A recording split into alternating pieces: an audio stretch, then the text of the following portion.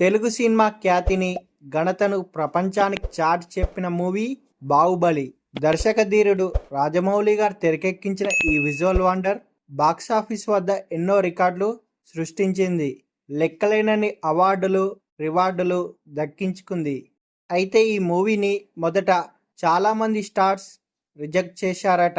ఈ movie release అయి 10 సంవత్సరాలు అయిన సందర్భంగా ఈ మూవీ రిలీజ్ కాబోతుంది ఈ అక్టోబర్ 31న థియేటర్లో. అయితే ఈ బాహుబలి మూవీని మిస్ చేసుకున్న స్టార్స్ ఎవరో ఇప్పుడు చూద్దాం రండి. ముందుగా శివగామి పాత్ర కొరకు శ్రీదేవి గారిని సంప్రదించారట. కానీ ఆమె నో చెప్పడంతో రమ్యకృష్ణ గారు ఆ పాత్రలో నటించి మెప్పించారు. కట్టప్ప పాత్ర కొరకు మలయాళ స్టార్ మోహన్ లాల్తో పాటు సంజయ్ దత్ గారి పేర్లు మొదట పరిశీలనలోకి తీసుకున్నారట. అయితే డేట్స్ అడ్జస్ట్ కాకపోవడం వల్ల తప్పుకున్నారట.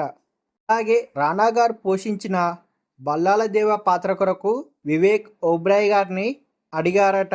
ఆయన నో చెప్పడంతో జాన్ అబ్రహం గారిని కూడా సంప్రదించారట.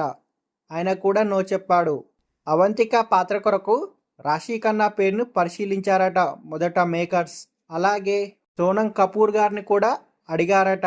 ఖాళీ సీట్లు ఖాళీ లేకపోవడంతో తమన్నా గారు ఎంటర్ అయ్యారట ఈ ప్రాజెక్టులోకి. అలాగే దేవసేన పాత్ర కొరకు మొదటగా లేడీ సూపర్ స్టార్ అయిన నయనతార గారిని అడిగారట.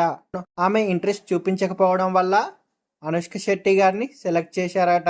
అలాగే ఫైనల్గా బాహుబలి పాత్ర కొరకు ప్రభాస్ గారిని తప్ప మరొకరిని ఊహించుకోలేం.